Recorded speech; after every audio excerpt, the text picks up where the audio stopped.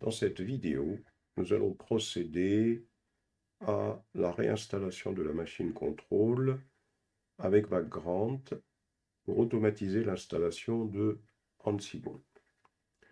Donc, dans un premier temps, nous allons procéder de la manière suivante. D'abord, nous devons aller dans le dossier contrôle. Donc, bien évidemment, il faut sortir de la machine contrôle si vous y étiez connecté. Deuxièmement, il faut arrêter cette machine si elle ne l'est pas déjà, donc avec un Vagrant Alt.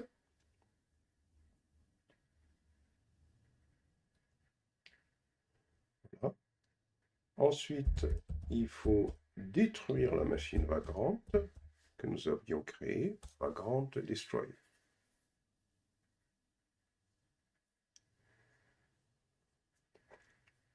Ensuite, ce que nous allons faire pour cette machine contrôle, on va la recréer. Alors donc on va tout simplement déjà aller dans le Vagrant File. On va descendre et cette machine, on va lui attribuer un peu plus de mémoire, donc 2048, et une CPU. On va utiliser 2 CPU.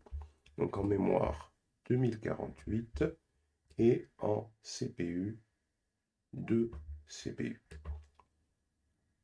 On sauvegarde et on descend un petit peu plus bas ici. On va supprimer le commentaire de cette ligne-là et le commentaire de celle-ci. Et là, l'objectif, ce sera de faire un apt-get update, mais ce sera également de faire un apt-get install -y Ansible. Donc ici, dans cette zone-là, on peut automatiser l'installation de tous les logiciels. Par exemple, juste après Ansible ici, on souhaite installer Docker. On va sur Internet. On va aller sur Google. Ici, on va écrire install Docker Engine Ubuntu. Voilà, install Docker Engine en Ubuntu. On va descendre jusqu'à Use a Convenience Script ici, c'est-à-dire que ça va permettre d'utiliser un script qui va automatiser l'installation de Ubuntu. Voilà, on a par exemple ici, alors attention, hein, il faut pas aller sur ces deux lignes avec l'option Dry Run, parce que cette option-là ne permet pas d'installer Docker, elle permet que de contrôler. Donc on va récupérer d'abord cette ligne-là, qu'on va revenir positionner ici. Ça va permettre de récupérer le script qui va nous permettre d'installer Docker. Et ensuite, on va revenir ici et on va récupérer cette ligne-là. On revient ici et on va indiquer que on souhaite installer notre Docker. Ensuite, ici, ce qu'on souhaite faire, on souhaite également alimenter le fichier host automatiquement avec les informations qui vont permettre aux machines de pouvoir communiquer entre elles. Donc là, on pourrait ici, bien évidemment, c'est ce qu'on va faire, hein, réaliser cette option-là.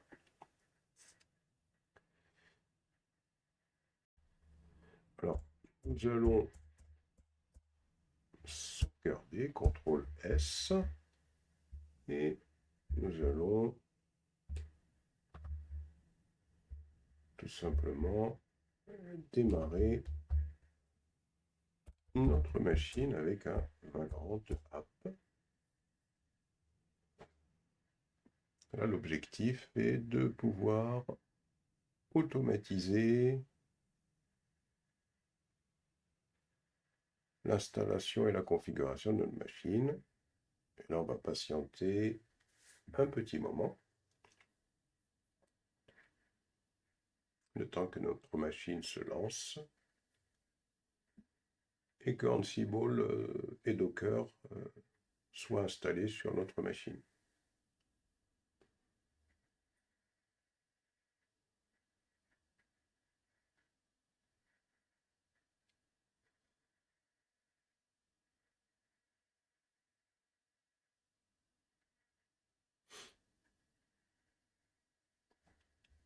Alors on peut aller voir notre machine en train de booter.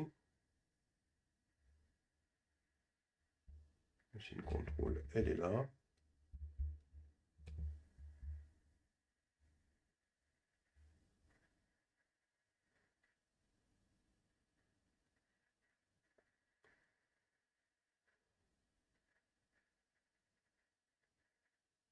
Patiente un petit moment.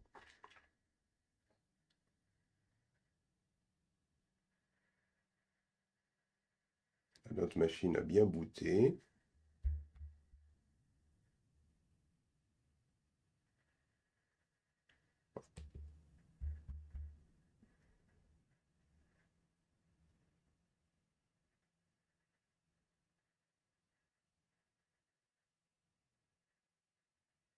Donc là, on va patienter un petit moment. À un certain moment, on voit qu'il commence à installer les scripts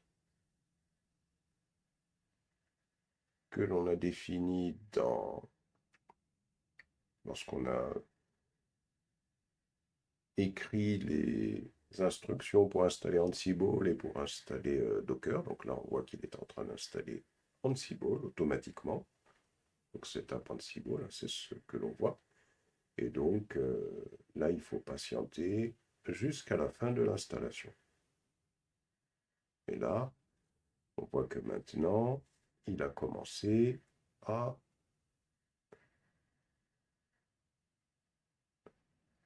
installer absolument tous les scripts, hein. Donc en particulier maintenant les scripts Docker. Voilà. Donc on va se connecter maintenant à notre machine, Vagrant SSH.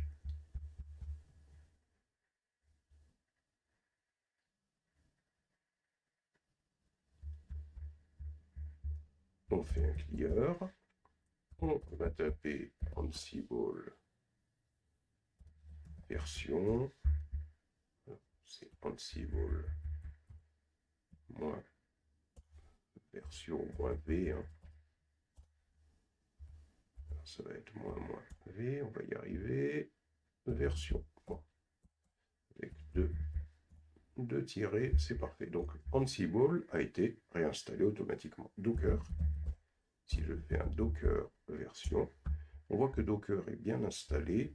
Le problème, c'est qu'il n'y a que le client qui fonctionne et la permission est interdite pour le serveur Docker. Donc ce qu'on va faire, c'est qu'on va tout simplement définir l'utilisateur Vagrant comme habilité à pouvoir gérer le serveur Docker. Alors pour ça, on va tout simplement écrire sudo user-mode. Ça, c'est une instruction qui va permettre d'intégrer l'utilisateur Vagrant dans le groupe Docker pour qu'il ait la permission de pouvoir gérer Docker. Moins A grand G, ça c'est des options qui vont permettre d'intégrer l'utilisateur Vagrant dans le groupe Docker sans retirer Vagrant de son groupe. Le groupe de Vagrant, c'est Vagrant. Donc là, on va indiquer que l'on veut intégrer dans le groupe Docker, on veut intégrer l'utilisateur Vagrant. Et pour pouvoir activer cette nouvelle configuration, on va écrire new grp Docker. Si je réécris Docker version, on constate que effectivement les choses marchent bien, puisque même le serveur est démarré. Une fois qu'on a fait ça, on va bien sûr passer configurer le fichier host, sudo nano /etc/host. Voilà, et dans ce fichier host, on va aller sur une autre machine, par exemple la machine 2, on va se connecter à la machine 2. Alors bien sûr, il faut que cette machine ait démarré. Il faut d'abord avoir démarré la machine 2. Et après avoir démarré cette machine 2,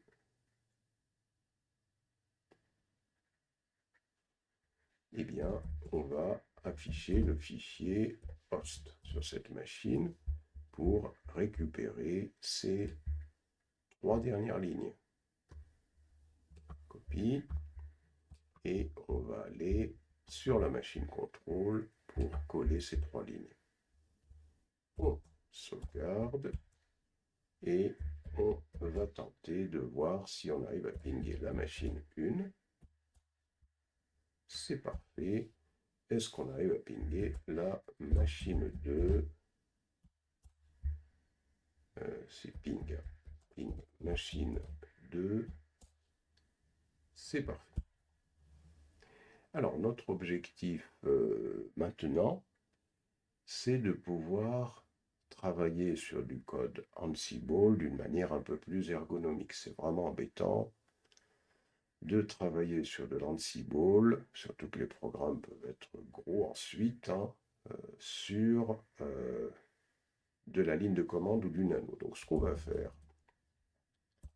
on va tout simplement installer VS Code sur notre machine. VS Code, c'est un éditeur qui va nous permettre de pouvoir créer de manière graphique du code Ansible. Le problème, c'est que ici, on est sur un serveur, donc le graphique, c'est pas possible.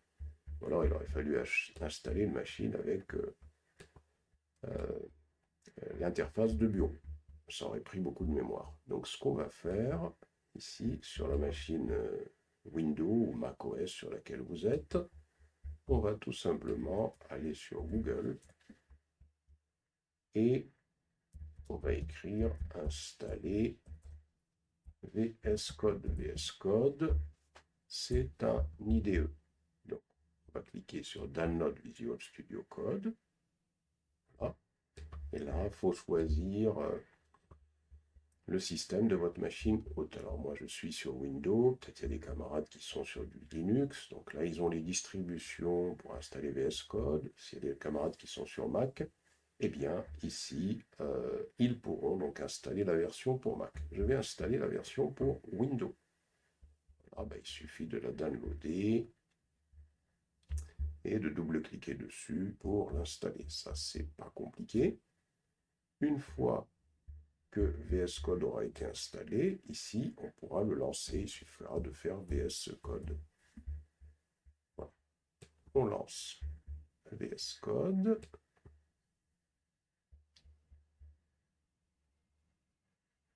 Alors, normalement, votre VS Code, quand vous l'avez lancé, il devrait apparaître. Je recommence. VS Code. Vous tapez VS Code. Voilà, vous allez avoir l'application qui va apparaître. Voilà, on devrait avoir notre VS Code qui est installé. Alors l'objectif, c'est de pouvoir connecter notre VS Code add, qui est sur notre machine hôte, à notre machine contrôle.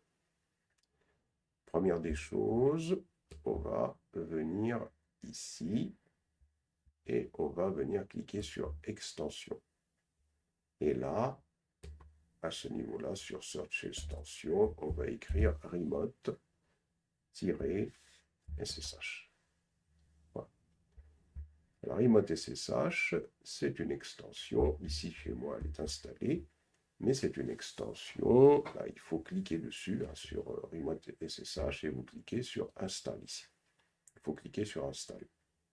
Quand vous avez cliqué sur Install, donc, vous allez avoir votre plugin qui va être installé. On va le voir, on le voit de ce côté, Uninstall.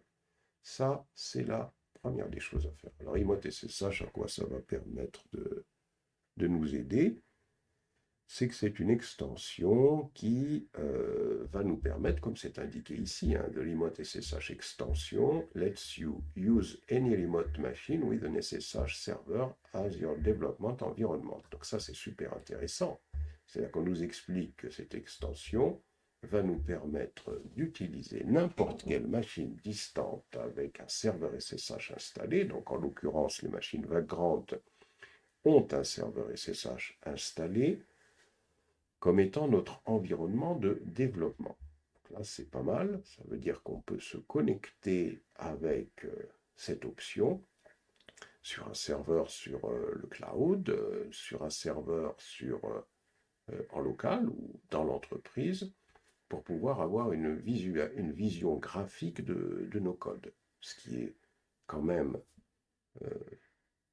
très simplificateur dans le développement de nos codes. Ça va vraiment nous simplifier la vie, puisque pour passer d'un dossier à l'autre, on le verra de façon graphique, plutôt que de faire des CD, ça on l'a vu, c'est un peu compliqué. Donc, on va cliquer là-dessus pour pouvoir fermer notre fenêtre. Ensuite, ici, on va venir sur notre machine contrôle. On va sortir de la machine contrôle en faisant un exit. Voilà. Si on voit qu'on n'est toujours pas sorti de la machine contrôle, il faut encore faire un exit puisqu'on était en mode sudo. Ensuite, on va écrire vagrant ssh-config.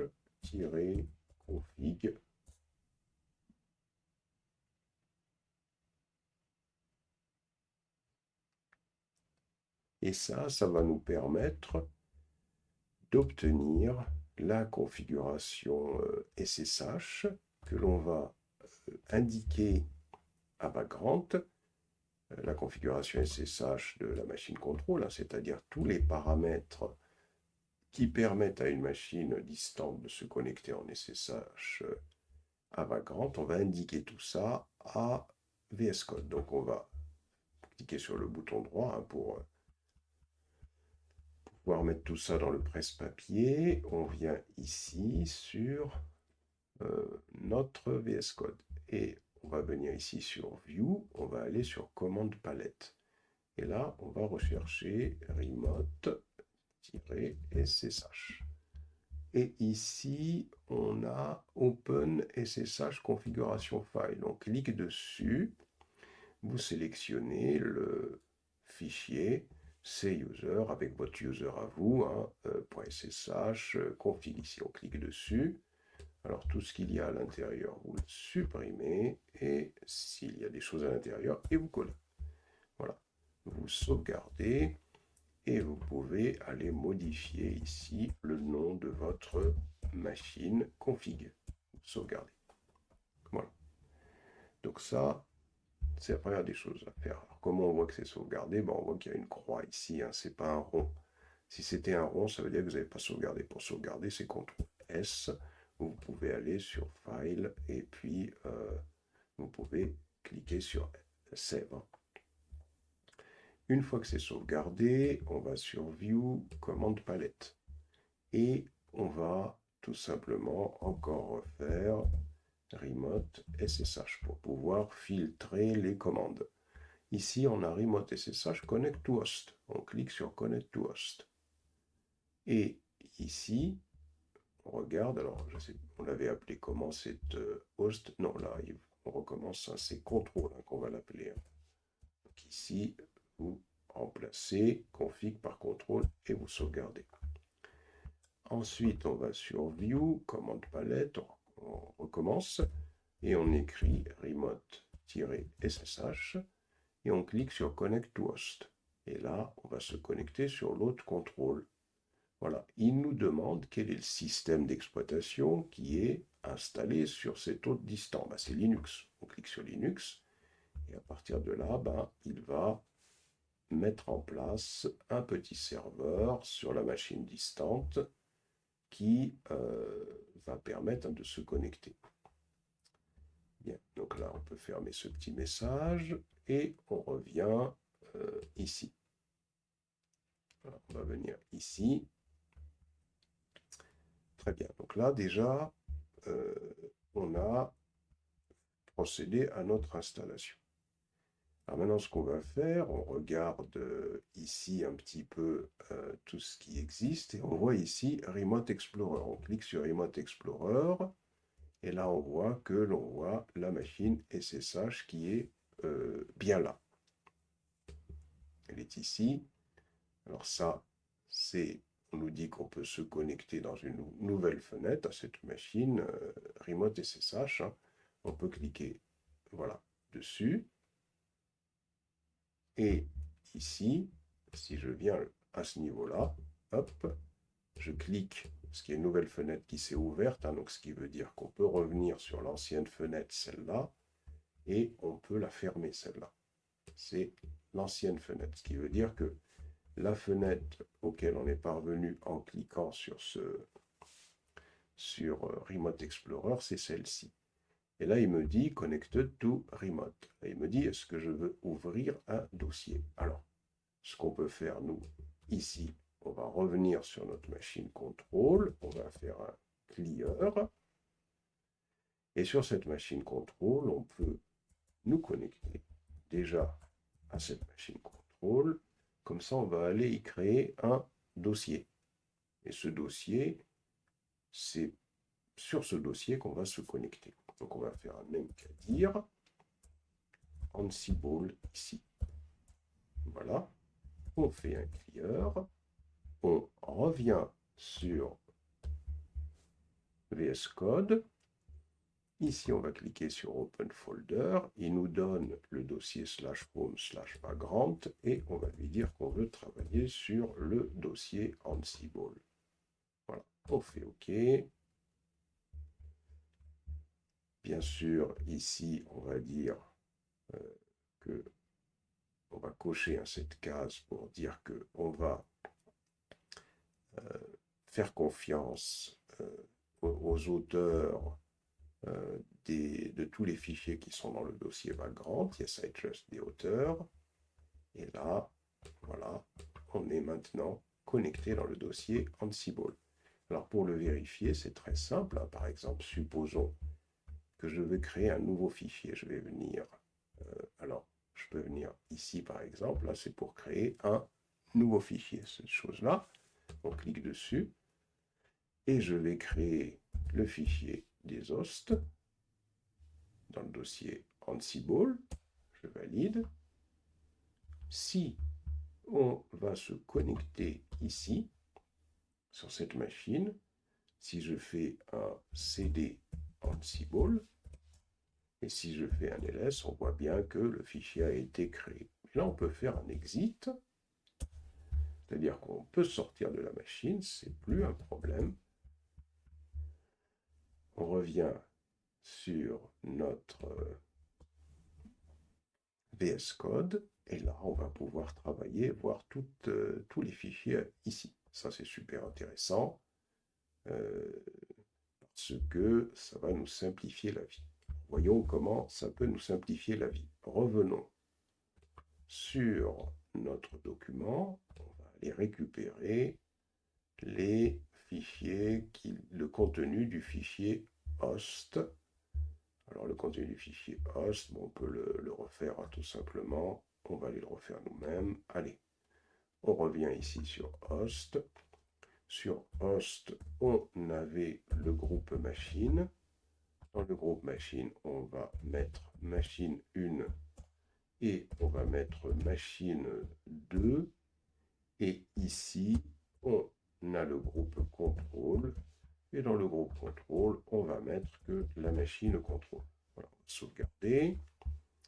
Ensuite, par rapport à notre document, on avait créé un rôle. On va revenir sur la création de rôle, mais d'une façon, cette fois, beaucoup plus intéressante. Donc, pour créer un rôle, ce qu'on avait fait, on avait écrit mkdir rôle et cd rôle. Okay. Et ensuite, on avait cette instruction qui permettait d'installer un rôle. Okay. Donc, on y va. On vient ici.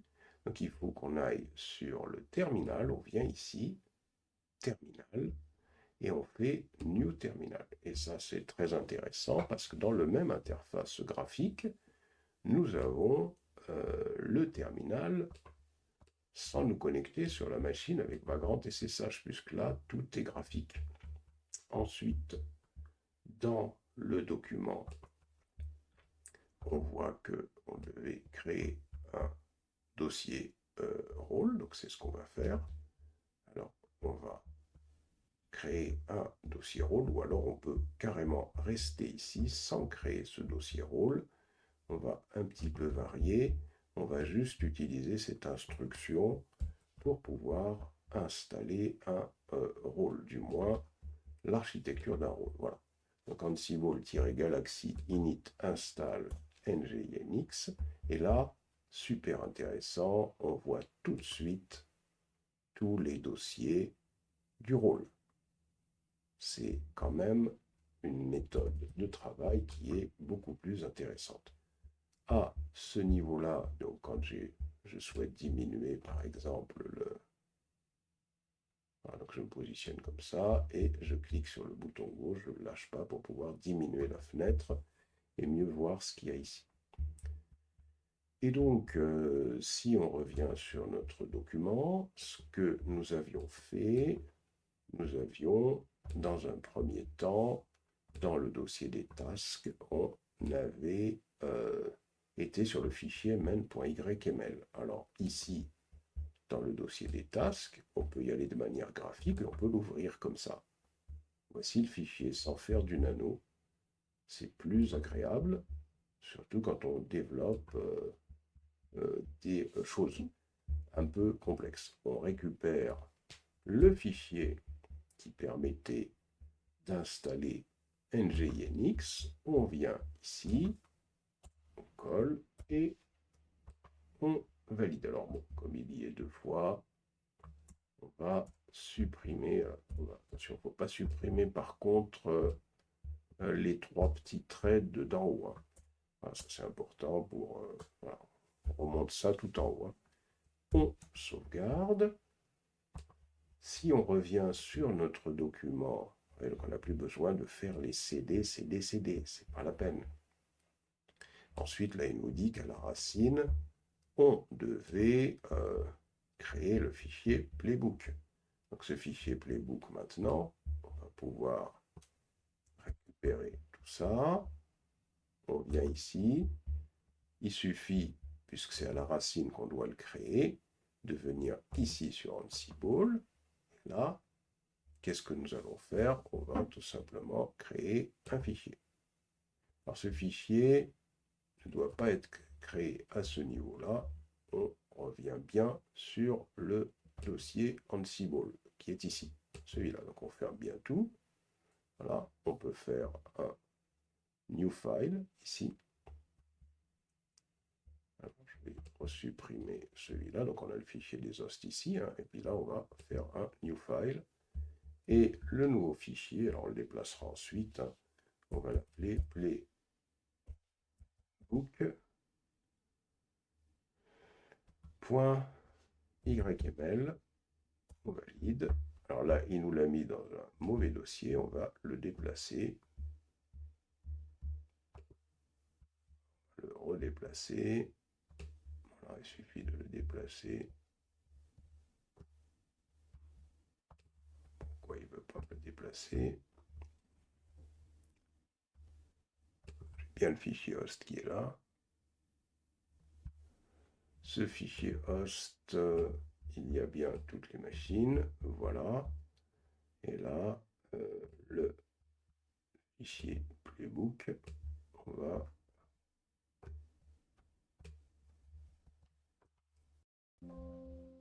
move into Ansible. Voilà. Donc on le déplace. Hein, c'est juste un coup de main à prendre, hein, pour qu'il soit au même niveau que Ansible ici. Hein. Voilà, il faut le glisser. Hein. Et il faut qu'il soit au même niveau que le dossier. On aurait pu le créer directement. Donc là, on le voit. Donc peut-être ce qui est intéressant, c'est de voir, est-ce qu'on n'a pas un plugin Ansible qui existe? Allons voir si un plugin Ansible existe. Cliquons sur extension et cliquons sur Ansible ici. Voilà. Alors bah tiens, on a un plugin Ansible langage support qui existe. Ça, c'est intéressant. On va cliquer sur Install. Voilà. On patiente un petit moment. Là, il est en train d'installer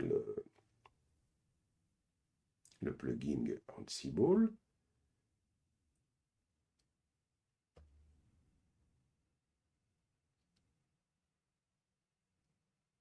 Alors, il dit donc que ce plugin est activé sur la machine SSH. C'est ce qu'on veut.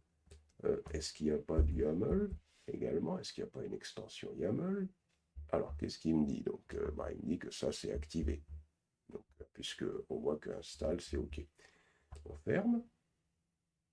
Là, on va revenir sur ici, sur notre fichier playbook, fichier host, le fichier install. Alors, voyons sur le playbook qui est ici. On va aller chercher maintenant notre playbook. Copie-colle tout ça. Et on revient à ce niveau-là. On colle. Et là, c'est super intéressant puisque là, on voit qu'on a bien une aide, hein, pour la création du fichier Ansible, hein, puisqu'on a une coloration qui nous aide beaucoup. Hein. Alors, on sauvegarde. Hein. Alors là, quand on a fermé le terminal par inadvertance, il suffit de venir sur terminal, ici, new terminal, tout simplement. On va agrandir le terminal et on va tout simplement aller maintenant écrire notre commande qui va permettre d'exécuter notre playbook, hein, sur chacune des machines. Alors, le problème qu'on risque d'avoir ici, c'est que on n'a pas fait une chose importante sur la machine contrôle. Comme on a recréé la machine contrôle, il va falloir reconfigurer le SSH avec les autres machines, hein, parce que ici, si je viens faire un vagrant SSH, je valide. Donc je vais me connecter sur la machine contrôle. Si je fais SSH machine 1, alors je vais faire un yes. Voilà, il va me demander un mot de passe, ce qui n'est pas normal, parce que il faut qu'il se connecte aux machines sans mot de passe. Mais comme on a réinstallé la machine contrôle, cette machine contrôle est différente de la machine contrôle qui existait auparavant. Elle n'a pas la même empreinte. Donc on va faire un CTRL-C ici et on va recommencer notre SSH-et gen. On va générer sur la machine contrôle. On valide, on valide, on valide. On va générer sur la machine contrôle une paire de clés SSH. Ensuite, on a la commande qui permet de copier la clé SSH sur la machine distante. copier la clé SSH publique sur la machine 1, donc SSH-copy-id -i. On lui passe le chemin, donc tilde slash point ssh slash id underscore rsa.pub et on lui indique la machine 1. Voilà, le password c'est Vagrant. Voilà, alors maintenant si je fais ssh machine 1, c'est parfait, je me connecte directement sur la machine 1. Donc ça c'est bon. On va faire un exit pour revenir sur la machine contrôle. On fait un clear. On s'assure qu'on est bien sur la machine contrôle. On va rappeler la commande SSH copy-id. On va lui donner la machine 2. Alors ici, on va écrire donc yes. Voilà, on écrit Vagrant. Voyons si l'on se connecte sur la machine 2, SSH machine 2. C'est parfait, on n'a plus besoin de mot de passe. On fait un exit et on va faire un clear. Voilà. Donc là, c'est parfait, on se connecte bien en SSH, donc Ansible va pouvoir jouer. Ensuite, on a autre chose encore, on doit rappeler la commande pour faire également, souvenez-vous, une copie. Faire en sorte que même la machine contrôle fait partie de ce qu'on appelle les non-hosts, les hosts de confiance pour les connexions SSH. Donc, on valide, on fait un yes, on écrit Vagrant, on fait un exit pour sortir du SSH de la machine contrôle. Alors, j'ai été un peu trop vite, on va se reconnecter à la machine. Voilà, on va faire un clear. Pour s'assurer qu'on se connecte bien en SSH à la machine contrôle, on va écrire SSH contrôle. C'est parfait, on parvient à se connecter en SSH à la machine contrôle. Donc on va faire un exit pour sortir du SSH de la machine contrôle elle-même. C'est parfait, donc là on peut revenir ici et là on va pouvoir utiliser le script Ansible, l'instruction Ansible-playbook-i host qui va nous permettre de pouvoir installer le playbook Ansible sur tous les autres. Valide. Voilà, et puis on patiente que NGINX s'installe bien comme il avait déjà été installé sur l'ensemble des machines. Pas de problème, le script passe bien. Donc voilà, donc déjà ça c'est super intéressant parce que, eh bien là, on a quand même une façon beaucoup plus agréable de travailler.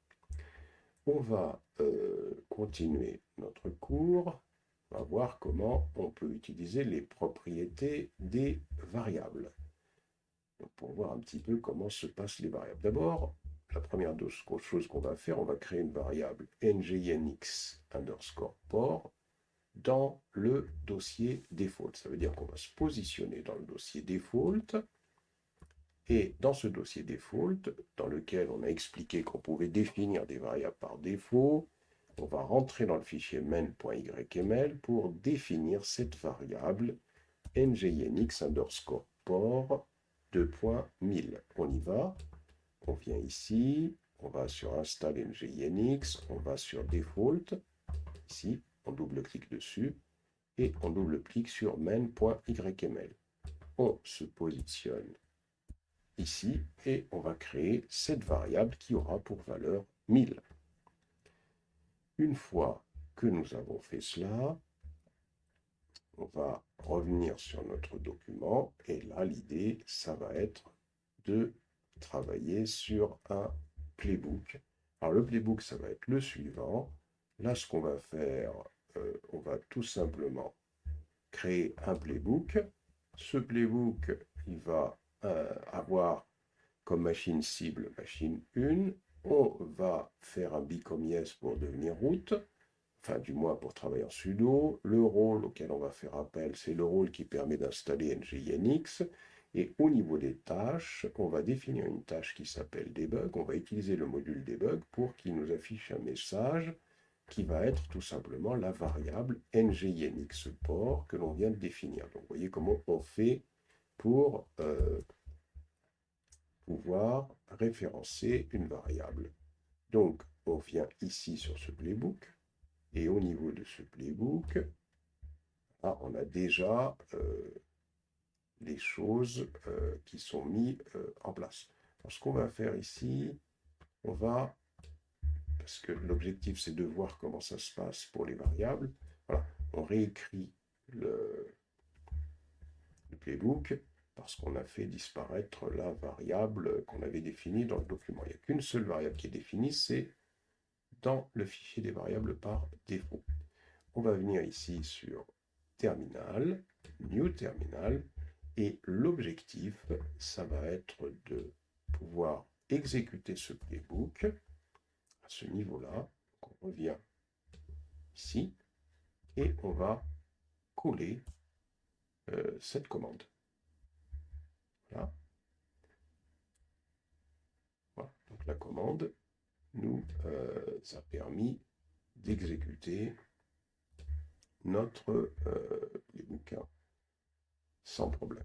Et là, on voit bien qu'il nous affiche un message avec la tâche debug. Il nous affiche le port 1000.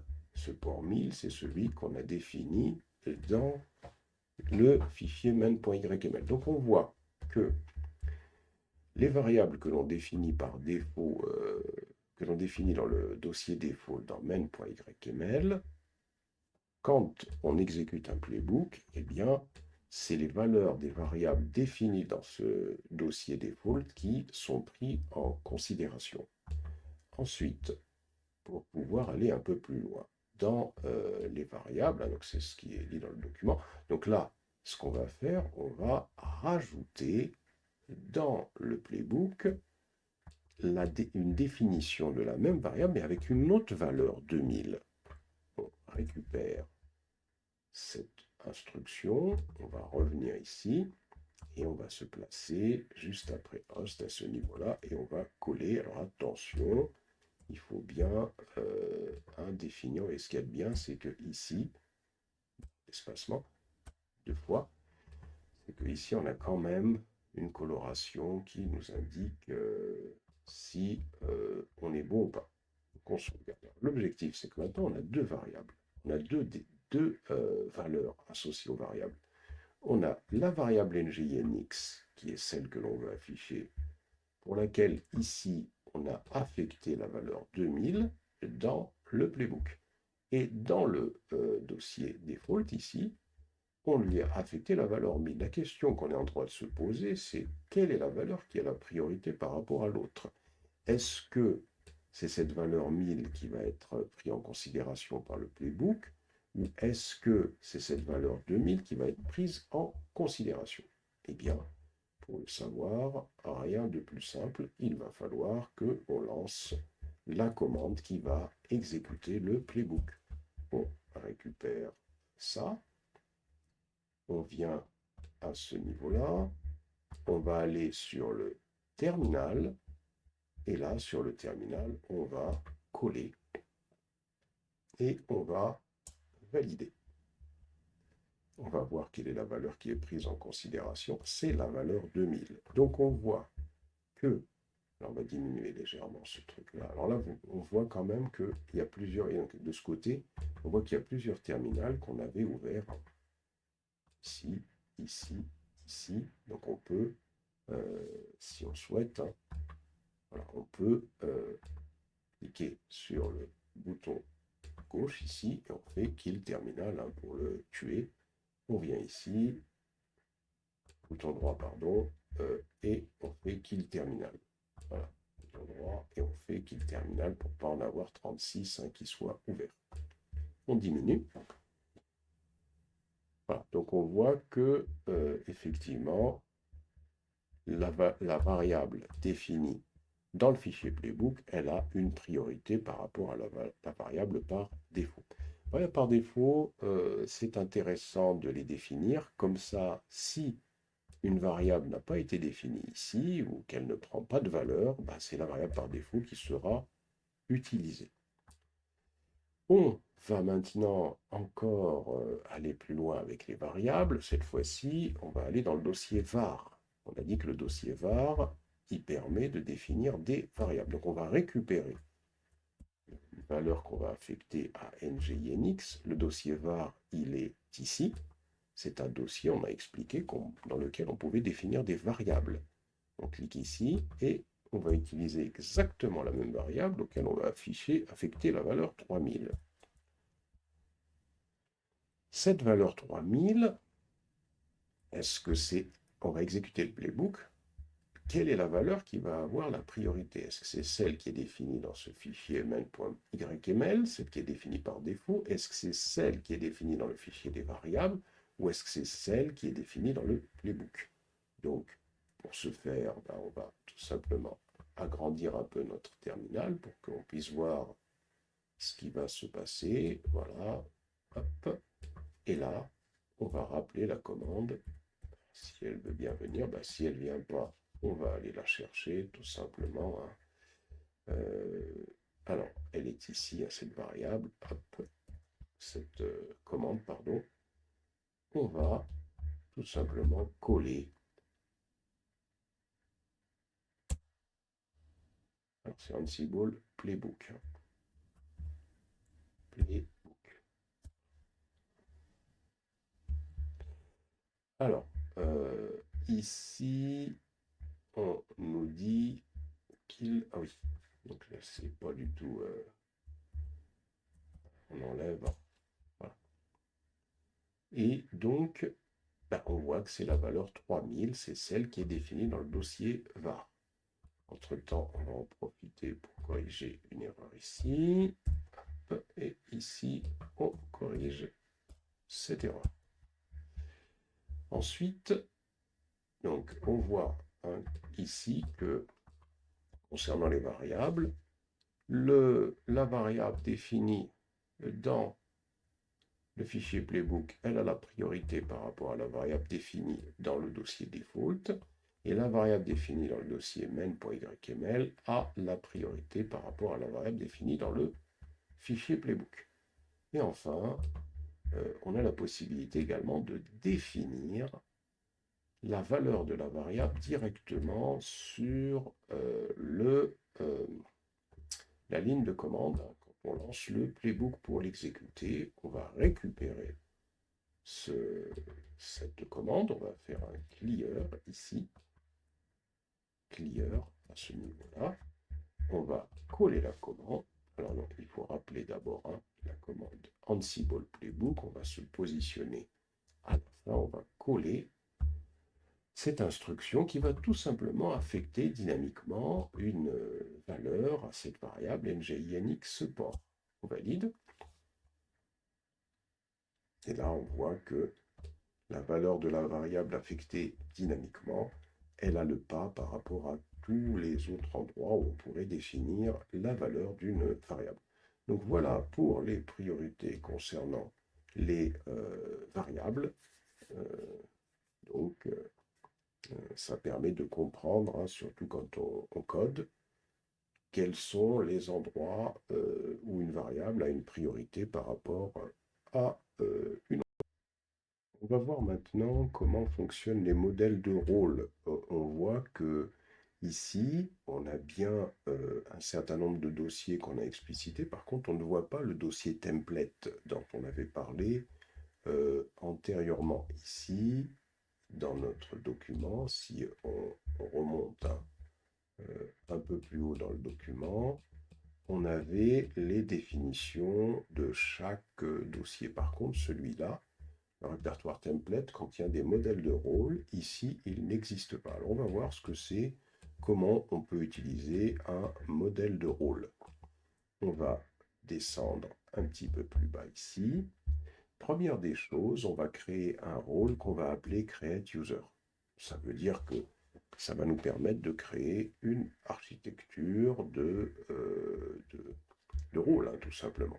Donc, on y va, on va faire Ansible-galaxy init create user. Donc on vient ici, on va faire ici, on écrit un clear, et dans le dossier Ansible, on va créer ce rôle, hein, create user. Ben, on voit tout de suite hein, que ce rôle create user a été créé ici. Donc on voit qu'on peut créer hein, plusieurs rôles hein, dans le dossier Ansible. Ensuite, quand le rôle a été créé, on va créer le fichier main.yml dans le dossier des tasks. Donc ça veut dire que le fichier main.yml dans le dossier des tasks, il va contenir les rôles suivants. D'abord, on va créer une première tâche, donc les tâches suivantes. Hein. On va créer une première tâche qui va consister à créer un utilisateur sur un hôte distant. Donc là, l'objectif d'abord, c'est de travailler en mode sudo. Ici, on va utiliser le module user qui va nous permettre de pouvoir définir un nom d'utilisateur. Ici, on va définir un state. Est-ce qu'on veut créer l'utilisateur ou le supprimer? Remove yes, ici pour indiquer que l'utilisateur sera supprimé quand l'état est absent et que l'utilisateur existe. Là, on définit le shell. Et enfin, ici, avec append dies, on indique que l'utilisateur doit être ajouté au groupe existant sur la machine distante.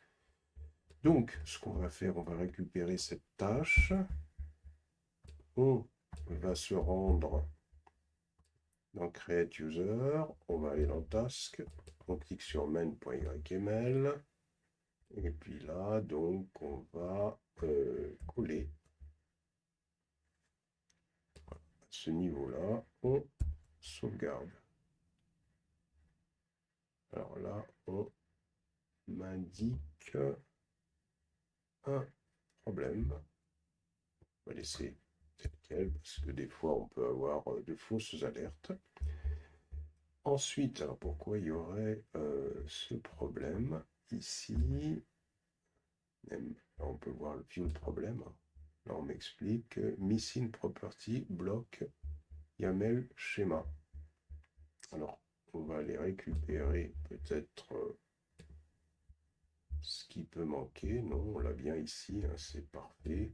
Donc là, par contre, on va laisser comme ça. Bien.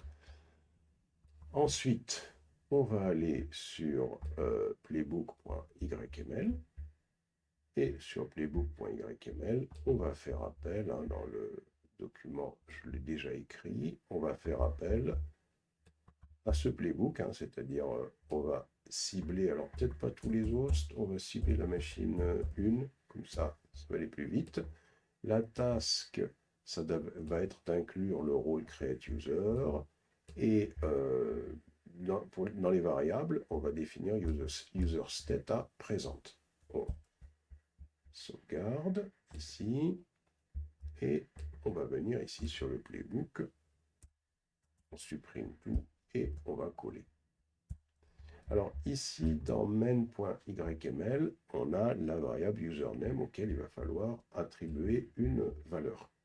Donc ici, on va faire appel à la commande Ansible playbook. Par contre, on va supprimer le "-e. Et ensuite, on va donner une valeur à la variable user underscore name. On va lui donner la valeur, par exemple, est égale à mousse, par exemple. Voilà. On valide. Voilà. On me dit que c'est bon, que sur la machine, ça a changé. Bon, allons jeter un coup d'œil. Allons sur la machine. Hop. Là, sur la machine qui est ici.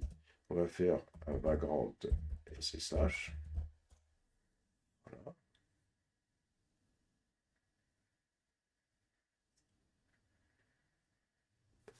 Et avec un cat/etc/passwd, On va s'assurer que l'utilisateur mousse existe bien, c'est parfait, il a été créé et on voit bien le bin bash ici. Donc ça permet de créer. Supposons que je veux supprimer, donc on a le user state, donc là on va faire un clear et on va rappeler la commande, on va faire -e derrière, on va écrire user underscore state est égal à absent.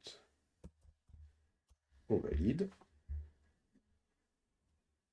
Allons voir ce qui s'est passé sur la machine 1. Si je fais un clear ici et que je réaffiche le fichier passwd, mousse a disparu. Donc là, on a donc ce rôle qui permet de créer un user, donc il fonctionne bien. Maintenant, on va aller un petit peu plus loin. Dans le fichier bashrc du user, hein, qui permet de définir son environnement bash, on va utiliser justement cette notion de template. Alors, premièrement, on va rajouter une autre tâche. Donc, cette autre tâche, on indique qu'on va ajouter le bashrc pour inclure l'hôte et le user. Donc, become yes, c'est-à-dire qu'on deviendra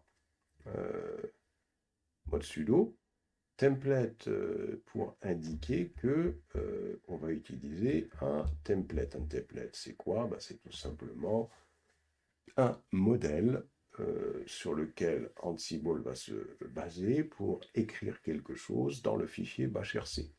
Donc ici, template. La destination de ce template, ce sera le fichier bashrc du dossier username, attribué à l'utilisateur qu'on va créer.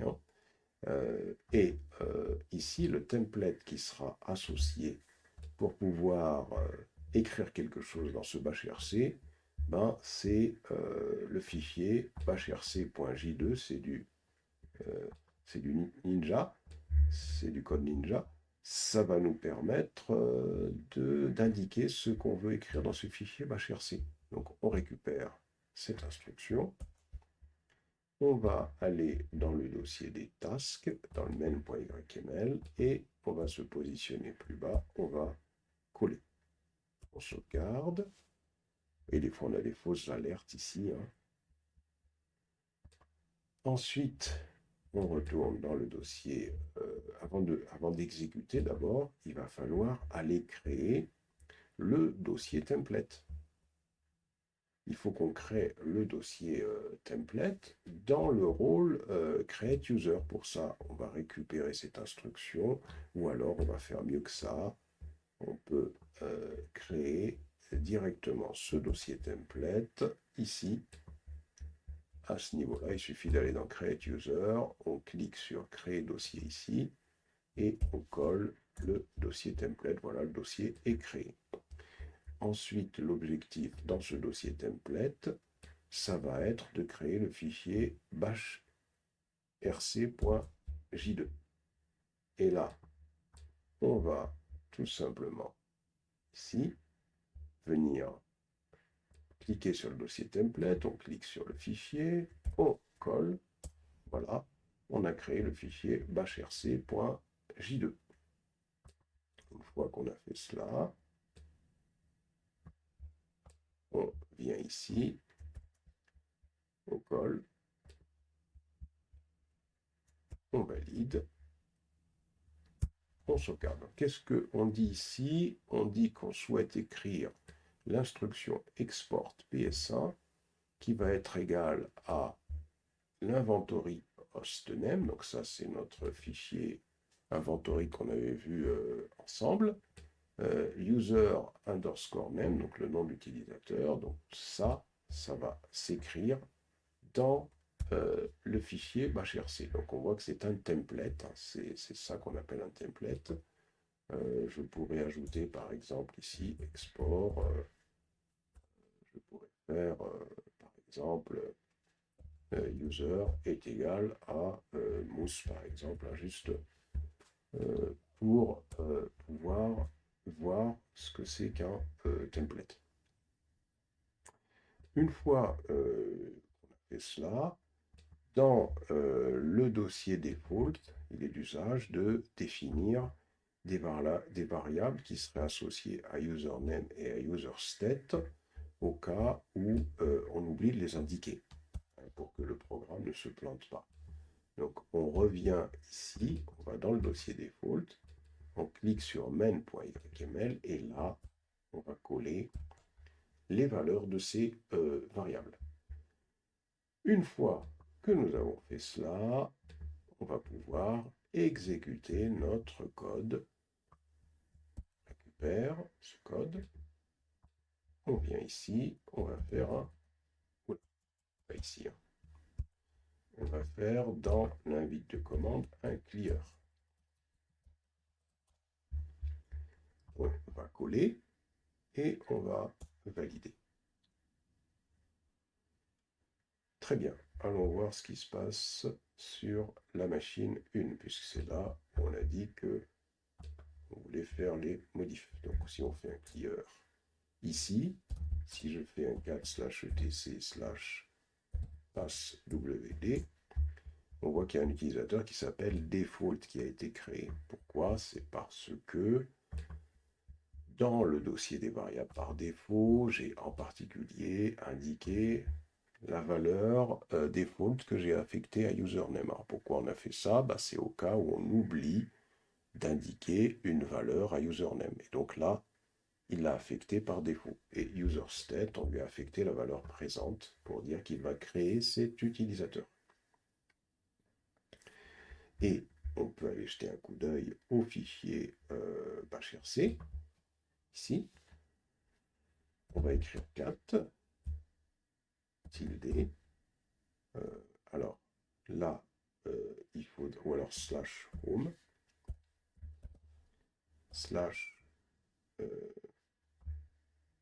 /default.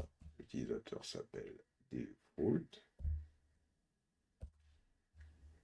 /.bashrc. Alors, on ne le trouve pas, bon, on va y aller. Hein. C'est /home. Déjà, cd default. Alors, default n'existe pas par contre. On nous dit que le dossier default n'existe pas. Alors, pour quelle raison? Il n'existe pas tout simplement parce que là, je suis sur la machine contrôle, hein, alors que c'est sur la machine 1 que les choses doivent exister. Donc, on va faire un clear et on va revenir sur l'invite de commande. On va aller sur machine 1 et là, on va recommencer. On va faire un sudo, et déjà. On va faire un /home /default /.bashrc. Voilà, donc on a bien ici cette export PSA qui est ici. Et puis là, on a export user mousse. Donc on a bien ces valeurs hein, qui ont été placées. Hein. Il suffit qu'on peut les voir. Hein. Si je fais un anneau,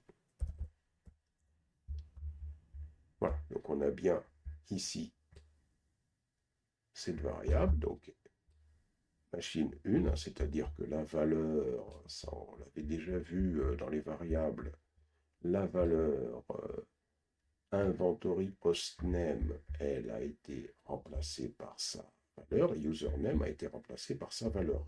Donc ce qui fait que ici, on se retrouve avec export PSA machine 1 default, $, et puis la deuxième ligne que j'ai rajoutée.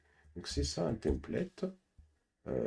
Ça permet donc de pouvoir définir un modèle à suivre pour pouvoir écrire quelque chose dans un fichier. C'est très utile, comme on le voit, pour pouvoir automatiser la configuration d'une